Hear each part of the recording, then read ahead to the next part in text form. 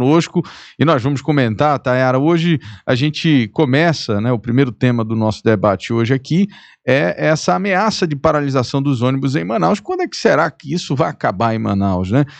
A gente já vive isso há pelo menos uma década, né? E agora os rodoviários ameaçam parar a partir de amanhã, quinta-feira, os ônibus em Manaus. A informação que sai do Sindicato dos Rodoviários do Amazonas, saiu na verdade na segunda-feira. A greve foi decidida pela falta de pagamento do 13º salário da categoria.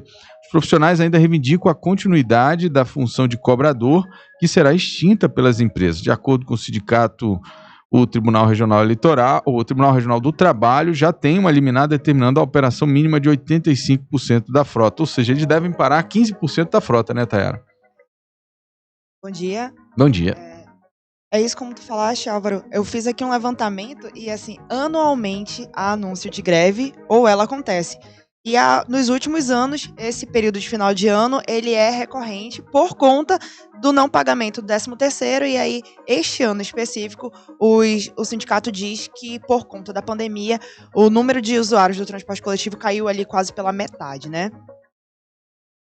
Mas aí, independente de qualquer coisa, o empresário, ele tem a obrigação de cumprir ou teria que ter feito um acordo prévio. Olha, esse ano, enfim, tivemos uma dificuldade e tal, vamos dar folga para todo mundo aqui, né?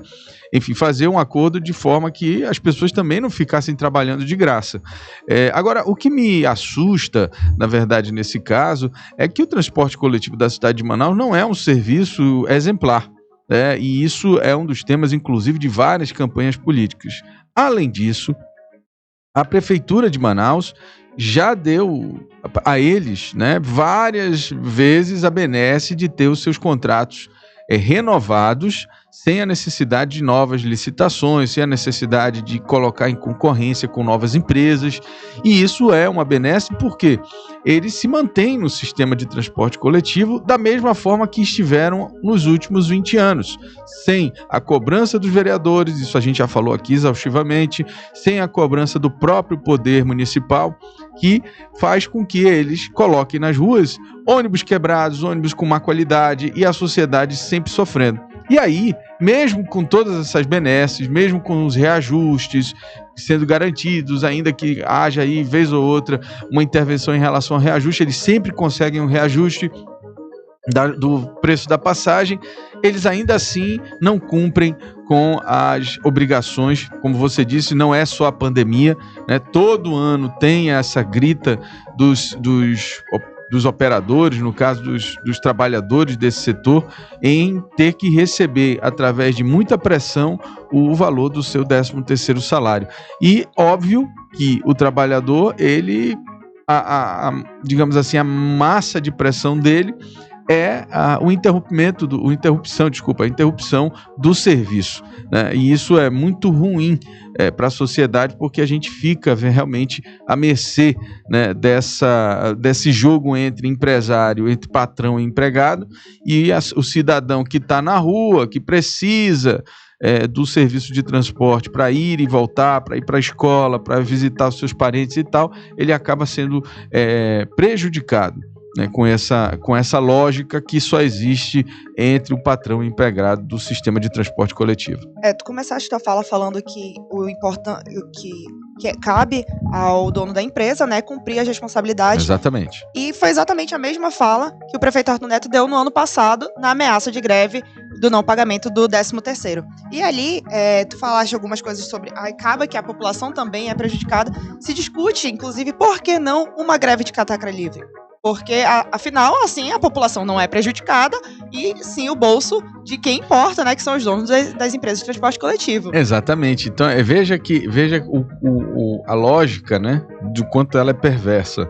Você prefere interromper o serviço do que criar, obviamente, um prejuízo, digamos assim, para a empresa, caso ela não cumpra suas obrigações. É uma decisão que, eu concordo com você, sempre me pareceu muito estranha, né, a forma como o sindicato também atua nessas questões, porque ele poderia sim, né, ao invés de interromper o serviço, ele liberar.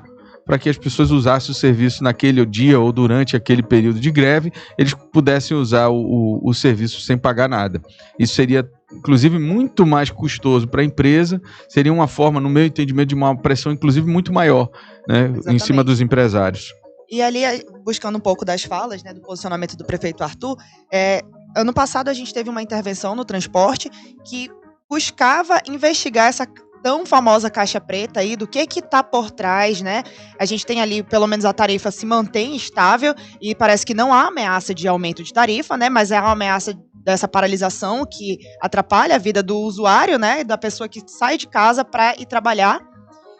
Mas algumas falas do prefeito são um pouco intrigantes, quando ele ameaça, inclusive, retirar algumas empresas e diz que quem não está satisfeito, quem acha que isso aqui não dá lucro, pode ir embora. E essa fala ele repetiu ano passado por diversas vezes, mas eu tirei como destaque aqui na leitura da mensagem governamental de 2019 à Câmara, que é quando ele dá início, né, ao ano executivo, aos trabalhos do Legislativo, na verdade. E mesmo assim, as empresas continuam as mesmas. Então as empresas dizem que não tem lucro, mas continuam trabalhando. E o prefeito sempre destacava, e é realmente intrigante a gente perguntar, como que você trabalha sem lucro? E é mais intrigante ele renovar o contrato com essas empresas por mais de 10 anos, como ele fez agora recentemente, né? Então ele poderia ter resolvido isso, obviamente sentado na mesa e dito, olha, quem não tem lucro, por favor, agora é a hora de sair, né? Vamos renovar aqui, vamos tirar todo mundo e tal. E na verdade como você falou, é uma caixa preta em vários sentidos. É uma caixa preta em relação ao valor da tarifa? Né? A gente não tem clareza de quanto custa o valor dessa tarifa, o quanto é o lucro, o quanto é despesa, o quanto se paga por ela, né? Enfim, ele se fala em vários números, mas a gente não consegue entender claramente se isso está sendo saudável para a empresa, porque saudável para o cidadão não está sendo, né? Ele está pagando e não está tendo serviço de qualidade. Agora, por outro lado também, né, existe o papel da prefeitura, que não cobra, né? Ela, na verdade, é muito mais reativa do que proativa nesse caso. O Arthur, como você bem falou, ele dá declarações no sentido de eximir a responsabilidade da prefeitura e colocar, obviamente, aquilo que é a responsabilidade da empresa, mas ele também esquece de dizer para a sociedade que ele é o prefeito, que quem tem poder de arrochar, digamos assim, essas empresas é a prefeitura, porque ela é a mandatária do contrato, né? Então ela tinha condições, por exemplo, é óbvio que a responsabilidade, vamos voltar aqui para a questão que está em voga e que todo ano aparece em dezembro, é óbvio que a responsabilidade de pagar esse 13º salário é da empresa. Mas a prefeitura, como mandatária, como dona, né, do serviço, ela tem que chegar lá e dizer, olha, você tem a obrigação de pagar isso, você tem a obrigação de fazer, porque o sistema não pode parar, né? E o que a gente vê, na verdade, ao longo desses anos todos, é o trabalhador também sofrendo muito com essa relação, porque ele é a parte mais frágil do processo. Ele não é a pessoa que tem o dinheiro, ele é, na verdade, quem faz o sistema funcionar. Então ele usa, muitas vezes, a única força que ele tem, né? E aí vem o meu questionamento, ele poderia usar de uma forma diferente, ele poderia, na verdade, liberar a catraca para não prejudicar o nosso usuário, para não prejudicar o cidadão, né? E sim gerar uma despesa a mais para o empresário e fazer com isso o empresário cumprir com as suas obrigações trabalhistas. E mais uma vez a gente coloca aí, algo que o novo prefeito vai precisar rever, sim, como Exatamente. Todos os outros, como ele já falou que vai ver todos os contratos, todas as licitações. E ainda buscando ali falas do prefeito Arthur, eu me encontrei aqui no dia 22 de janeiro do ano passado, quando ele celebrou o contrato de autorização para os alternativos e executivos que funcionam na capital. Ele disse que seria sim uma possibilidade de retirar algumas empresas que são, eu não vou citar o nome aqui, mas que são destaques ali na Zona Leste, que sempre dão problema. O usuário do transporte coletivo, que agora está no ônibus, deve saber quais que a gente está falando. E ele falou que era sim uma alternativa colocar os alternativos executivos para rodar como linhas normais, além do serviço que eles fazem. E na época, as cooperativas de transporte coletivo pequenas ficaram muito animadas com a possibilidade. Isso foi em janeiro do ano passado. De lá para cá, a gente já teve a intervenção no transporte coletivo, já teve a apresentação dos números, né? Esses números que você falou que a gente não consegue entender. A Câmara, e mais uma vez, a gente tem uma greve, e aí nem alternativos, nem resultado da intervenção. poucos novos ônibus, poucas novas trocas, a gente viu por aí, né? E eu acho que o Davi tem uma oportunidade de ouro, né, em pegar toda essa... Porque, assim, por mais que não tenha se resolvido esse problema, tá, eu não sei se você concorda, a gente já discutiu ele muito. Então, assim, só o debate que se dá em torno desse tema ao longo dos anos já permite ao novo gestor ter um conhecimento além, né, ele ter conhecimento das coisas, do que vem acontecendo, do histórico, do posicionamento das empresas, porque agora ele vai conseguir avaliar, por exemplo, o posicionamento dessas empresas em relação aos seus trabalhadores, porque não é só esse ano, todos os anos. Então, o novo prefeito, ele consegue ter um olhar diferente. Ele vai conseguir olhar e dizer assim, bom, essas empresas, elas não... Todo ano elas fazem a mesma coisa com o trabalhador, né? Então, assim, não é uma coisa de hoje, né? Então, ele tem a capacidade de usar essas informações em favor dessa negociação para melhorar o serviço para o usuário lá na ponta.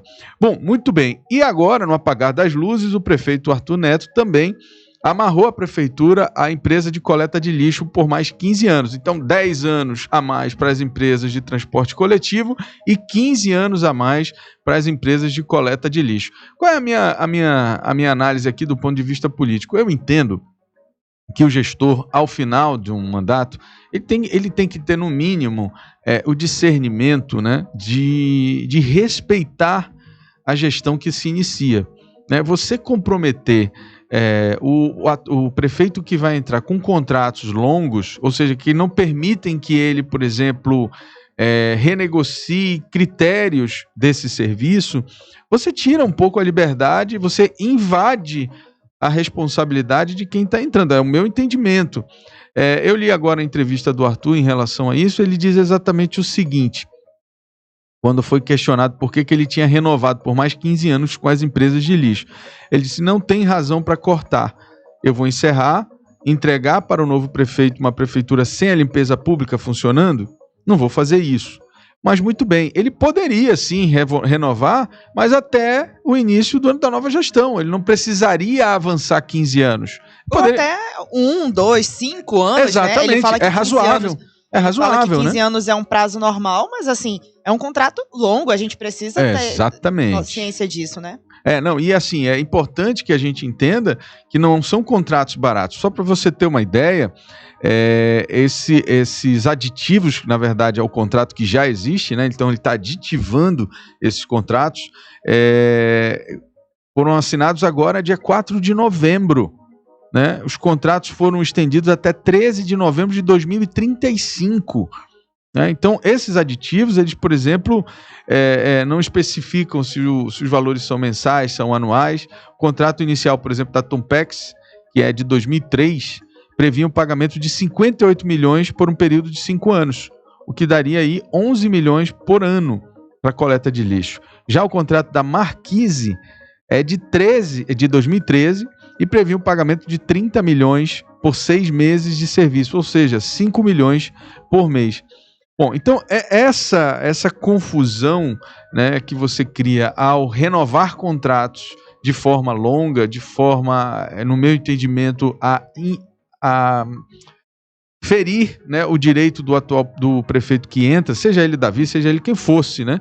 Eu acho que isso, na verdade, não caberia ao prefeito. Ele precisa rever. Agora, o Davi também já deu indicativos de que vai revisar todos esses contratos, como você falou. Ele falou isso em relação aos contratos do transporte coletivo, mas falou também agora em relação aos contratos da limpeza pública da cidade.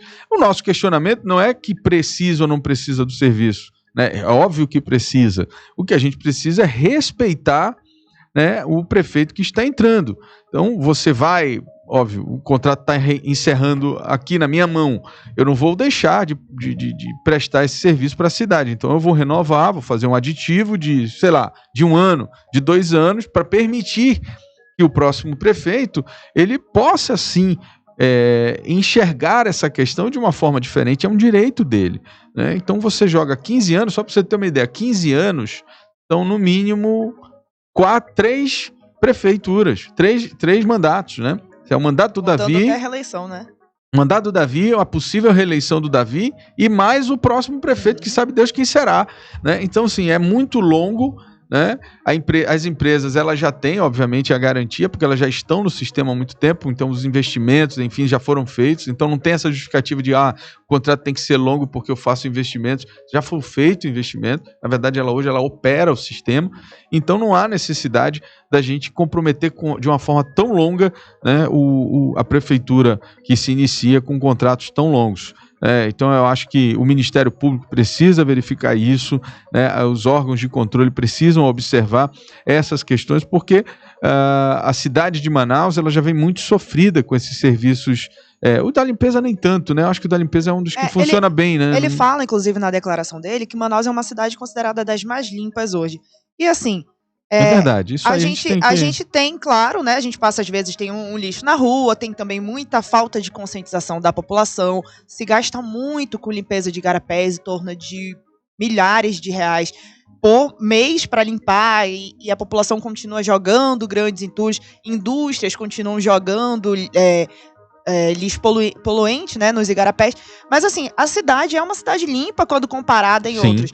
No entanto, eu acho que além de um contrato extenso, tem a questão de o que esse contrato está me dando. As empresas estão trabalhando bem, mas não tem onde melhorar. A gente não tem porque por exemplo, avaliar. Coleta seletiva. Exatamente, a coleta seletiva ela não está em todos os pontos da cidade, eu né? acho que não sei nem se existe isso, na verdade. Existe, mas em pontos bem específicos. Tem os pontos de coleta de entrega, né? E também tem um trabalho que a prefeitura precisa fazer de conscientização, porque tem pontos. Exato. Você não vê campanhas para. Que a população não sabe que tem. Eu moro num bairro que tem coleta seletiva e eu faço coleta seletiva na minha casa, mas é muito comum em condomínios, inclusive, que eu acho que era obrigação ter coleta seletiva em condomínios, não tem. Eu entendo que, na verdade, a coleta seletiva ela tinha que ser um padrão. A outra coleta geral é que tem que ser, assim, para situações bem absurdas, assim, sem condições e tal. Exatamente. Eu acho que a coleta seletiva, hoje o lixo, ele é recurso, ele é forma também de gerar energia, é forma de gerar dinheiro, riqueza. No domingo eu ia chamar atenção para uma proposta do Davi que fala do IPTU verde. E assim, é o momento da gente, a nova política, das novas gestões, discutirem a sustentabilidade, discutirem o meio ambiente. Então a gente já passou do tempo de jogar o lixo no lixão. A gente precisa rever como que esse lixo está sendo feito, né? É isso aí. Bom, e olha, isso tudo faz parte desse desafio que o novo prefeito vai assumir. E óbvio que a gente já está em dezembro, o Davi já iniciou a sua transição, mas ele tem uma missão importante, Tayara, que é a lei orçamentária, né, de 2021. Ainda não foi aprovada, né, o que eu consegui levantar aqui, ela ainda está naquela fase das audiências públicas. Então, agora, recentemente, eles fizeram uma audiência interna lá na Câmara para discutir. O que foi aprovado até o momento foi a lei de diretrizes, né, que é aquela lei base que norteia a lei orçamentária. Então, é primeiro aprovada uma lei de diretrizes, que são as direções, digamos assim, do orçamento, e depois vem o orçamento propriamente. Esse orçamento, propriamente, ainda não foi votado. E o Davi, na sua declaração, logo acho que no primeiro dia, né, no dia seguinte, ele disse: eu vou fazer uma visita na Câmara. E eu acho que essa talvez seja uma das missões mais importantes para o Davi no momento, mais do que até entender o que está acontecendo no município com a sua equipe de transição, levantamento de informações e tal, é ele conseguir garantir que esse orçamento, que será votado agora em dezembro pelos vereadores, seja um orçamento que, digamos assim, esteja alinhado com suas ideias, porque senão ele vai ter um primeiro ano, né, bem prejudicado, né, na execução orçamentária. É preciso, é um momento de entendimento da cidade, né? E isso ele já está com a equipe de transição dele procurando conhecer o que é que foi feito durante esses 8 anos de gestão, durante todo esse tempo de prefeitura e principalmente esses 8 anos de gestão com o mesmo prefeito. Ele precisa colocar em prática, ele tem ali um plano de governo, tem proposta, ele precisa saber com o que esse dinheiro possibilita ele de fazer. Precisa, com isso, também rever todos esses contratos, entender e planejar o ano ali em tão pouco tempo, né? E assim, só pra gente... E um desafio que ele terá, é exatamente isso, né? É que no ano de 2020, né, a lei orçamentária de 2020 preveu um orçamento de 6 bi, né? Foram 6,2 bilhões, né? 1,1 bilhão a mais do que o ano anterior, ou seja, 1,1 bilhão a mais do que 2019. Então, 2020 teve 6,2 bi. Entretanto, né, lá já na lei de diretrizes orçamentárias já foi detectado que, né, já foi apresentado que por conta da pandemia, a prefeitura do Davi Almeida já vai começar com uma receita calculada em torno de 5 bilhões, ou seja, ele deve perder aí algo em torno de 1 bilhão para investimentos, né, do seu orçamento na lei que está sendo analisada agora para aprovação para o ano que vem. Então, assim, já tem esse desafio, né? Você tirar 1 bilhão do orçamento já é uma coisa absurdamente grande, né? Imagino que você tenha que fazer economias, tenha que reajustar investimentos, enfim. Então, tudo isso eu acho que são desafios. E aí, o Davi, a ida do Davi na Câmara é porque ele tem como, obviamente, conversar com os vereadores que foram eleitos para essa legislatura. Os que ainda não assumiram, é óbvio que é uma conversa diferente, mas os que já estão e que vão participar da votação, esses talvez sejam os mais importantes nesse momento, porque eles vão poder contribuir, né, com emendas impositivas, eles vão poder contribuir com emendas ordinárias mesmo, para que faça realmente ajustes nesse projeto que deve ser votado. Não tem aqui, pelo menos o que eu vi, não tem ainda uma data para a votação da lei orçamentária, né? A última notícia, digamos, sobre essa questão é do dia 29 de novembro, ou seja, há 2-3 dias atrás, né? E ela dá conta exatamente disso, né? Que na sexta-feira, dia 29, a Câmara reuniu ali manauaras, enfim, naquela audiência pública que é obrigatória, né? Eles realizaram uma sessão de audiência pública para discutir, né, não só a lei orçamentária, como também o plano plurianual. E essa discussão, né, foi organizada pela Comissão de Constituição e Justiça, de Orçamento, enfim, vereadores, servidores, secretários, técnicos da Prefeitura participaram, né? Então, esse momento, né, então essa é a questão, né? Deixa eu ver aqui.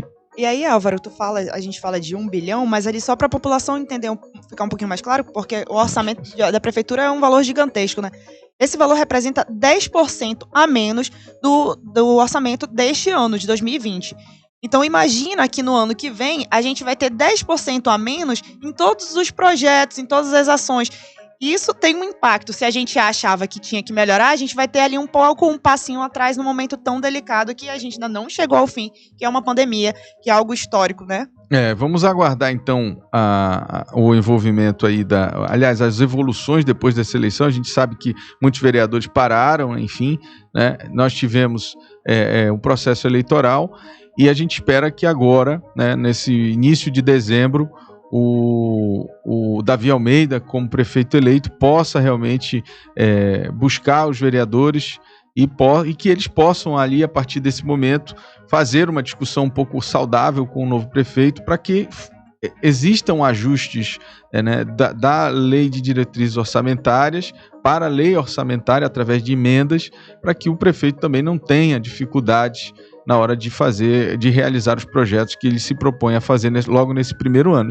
Caso contrário, ele teria, obviamente, que executar, digamos assim, projetos e ideias do atual prefeito, né? Ele teria que fazer aquilo que já está desenhado pelo atual prefeito. Ele falou que vai manter, sim, os bons projetos. Algumas coisas, exatamente. O que já está em andamento. Ele e foi uma posição muito bem feita, uma colocação muito bem feita, de que ele não está ali para discutir o que foi feito pelo Arthur, ele não vai mais fazer, e só quem tem a ganhar é a cidade, né?